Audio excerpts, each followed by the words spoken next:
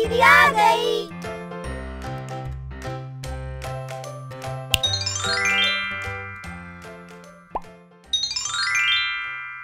पूर्णांकों पर भाग संक्रिया। इस वीडियो में हम सीखेंगे विपरीत चिन्हों के पूर्णांकों का भाग, समान चिन्हों के पूर्णांकों का भाग।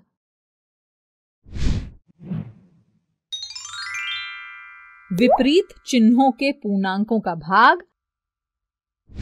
बच्चों, आप दो पूर्णांकों का आपस में गुणा करना तो जानते ही हैं, तो क्या आप +14 गुना -5 का मान बता सकते हैं? हाँ, देखिए, पहले इन पूर्णांकों के चिन्ह हटाकर इनका आपस में गुणा कर लेंगे। तो 14 गुणा 5 हुआ 70। चूंकि यहाँ दोनों पूर्णांकों के चिन्ह अलग अलग हैं, इसलिए गुणनफल हमें एक ऋणात्मक पूर्णांक मिलेगा। यानी +14 गुना -5 हुआ -70। अच्छा, क्या आप 21 + 7 का मान बता सकते हैं? हाँ, 21 + 7 हुआ 28। अच्छा, अब इस 7 को अगर हम दाईं तरफ ले जाएं तो ये हो जाएगा 21 = 28 - 7। बच्चों, जिस तरह प्लस और माइनस एक दूसरे के विपरीत होते हैं, उसी तरह गुणा और भाग भी एक दूसरे के विपरीत होते हैं। देखिए, जिस तरह 21 + 7 = 28 में 7 को दाईं ओर ले गए तो 7 28 में घटने लगा। उसी तरह अगर हम यहाँ +14 को दाईं तरफ ले जाएं तो ये हो जाएगा -5 = -70 भाग +14। बच्चों, आपने ध्यान दिया, यहाँ भाज्य यानी -70 एक ऋणात्मक पूर्णांक है और भाजक यानी +14 एक धनात्मक पूर्णांक है और भागफल हमें एक ऋणात्मक पूर्णांक मिल रहा है।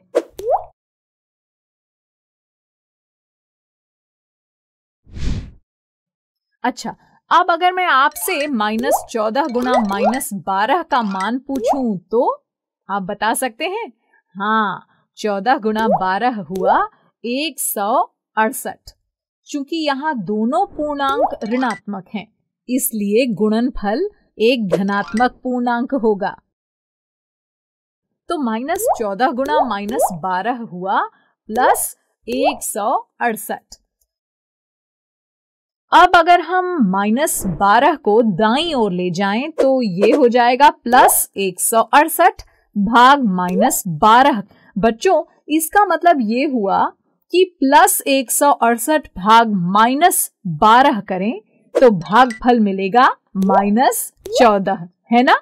तो देखा आपने, यहाँ भाज्य यानी +168 एक धनात्मक पूर्णांक है और भाजक यानी -12 एक ऋणात्मक पूर्णांक है और भागफल हमें एक ऋणात्मक पूर्णांक मिल रहा है। यानी अगर भाज्य और भाजक दोनों विपरीत चिन्हों के हों तो भागफल एक ऋणात्मक पूर्णांक होता है।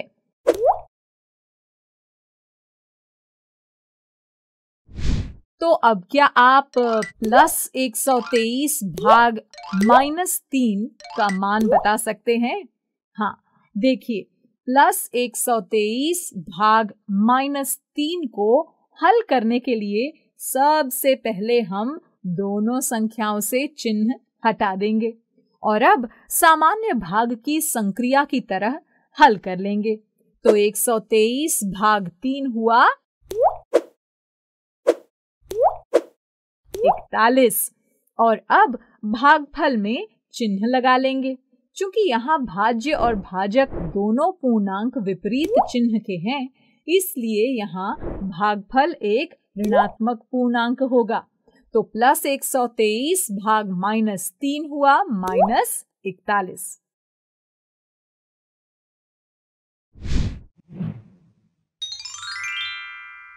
समान चिन्हों के पूर्णांकों का भाग।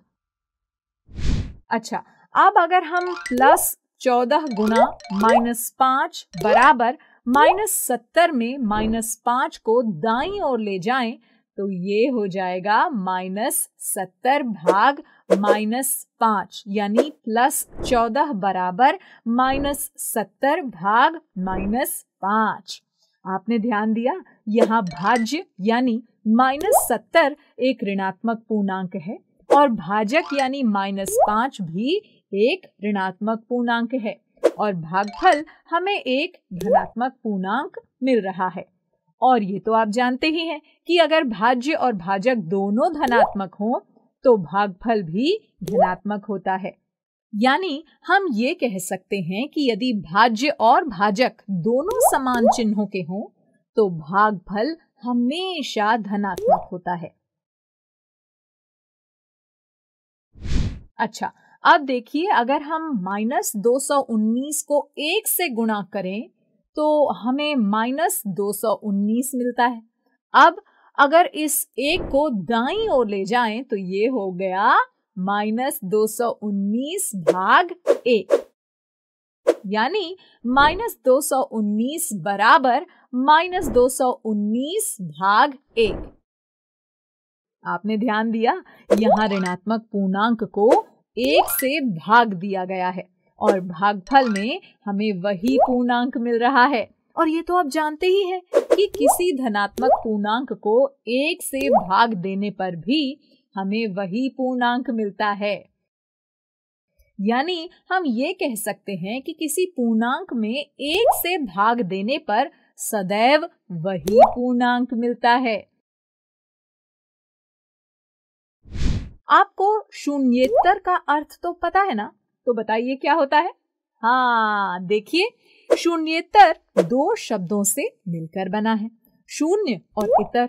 इतर का अर्थ होता है से भिन्न और इस प्रकार शून्येतर पूर्णांक का अर्थ हुआ शून्य यानी 0 से भिन्न पूर्णांक संख्याएं यानी धनात्मक और ऋणात्मक पूर्णांक संख्याएं। तो बच्चों, अगर हम किसी शून्येतर पूर्णांक जैसे -714 में उसी पूर्णांक यानी -714 से भाग करें तो हमें 1 मिलता है। यानी किसी शून्येतर पूर्णांक में उसी पूर्णांक से भाग करने पर भागफल 1 मिलता है। अच्छा, अब -727 गुना 0 का मान बताइए। चूंकि किसी भी पूर्णांक को 0 से गुना करने पर हमें 0 मिलता है, इसलिए -727 गुना 0 का मान 0 होगा। अच्छा, अब अगर -727 को दाईं ओर ले जाएं तो ये हो गया 0 भाग -727 यानी 0 भाग -727 हुआ 0। और आप ये तो जानते ही हैं कि 0 में किसी धनात्मक पूर्णांक से भाग देने पर हमें 0 मिलता है।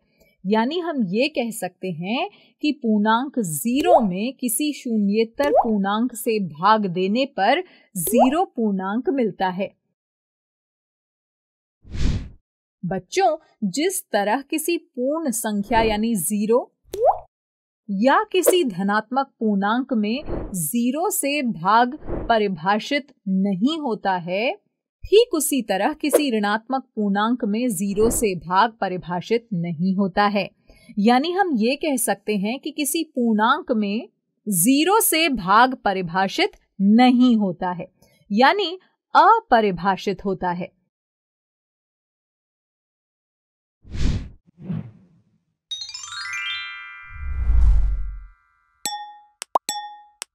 आइए अब कुछ सवाल जवाब करते हैं।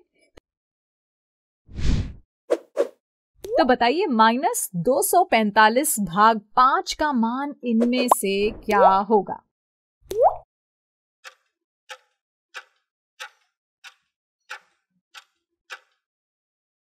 सही जवाब है विकल्प बी, -49।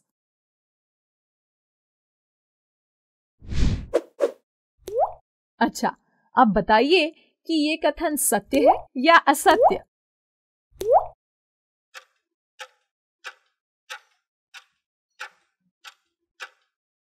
ये कथन असत्य है, क्योंकि अगर भाज्य और भाजक दोनों विपरीत चिन्हों के हों तो भागफल एक ऋणात्मक पूर्णांक होता है।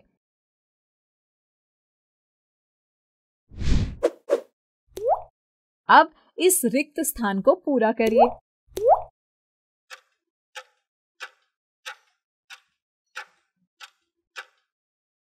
सही जवाब है 0, क्योंकि पूर्णांक 0 में किसी शून्येतर पूर्णांक से भाग देने पर 0 मिलता है।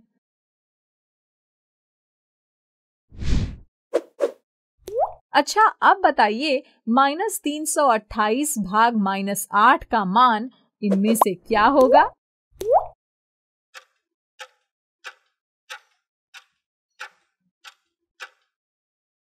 सही जवाब है विकल्प सी, +41।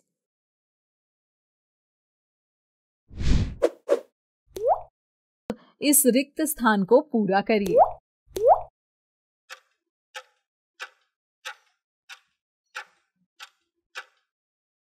हाँ, भाज्य और भाजक दोनों समान पूर्णांक हैं, यानी -145 भाग -145 होगा +1।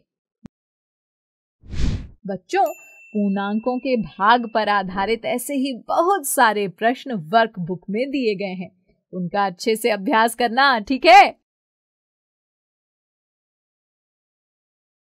बच्चों, अब मैं जाती हूँ, कल फिर मिलने आती हूँ। इंग्लिश में अब होंगी बातें, मैथ सीखेंगे हंसते गाते। आपको ये वीडियो देखकर मजा आया ना? अगर आप इस वीडियो से संबंधित अन्य संसाधन जैसे कि अन्य वीडियो, गतिविधियां, क्विज इत्यादि देखना चाहते हैं तो अभी डाउनलोड करें संपर्क स्मार्ट शाला मोबाइल एप्लीकेशन। और हाँ, अगर आपको ये वीडियो अच्छा लगा हो तो इसे जरूर लाइक करें। और भी नए वीडियोस देखने के लिए सब्सक्राइब बटन पर क्लिक करना न भूलें। मिलते हैं बहुत जल्द YouTube और संपर्क स्मार्ट शाला ऐप पर।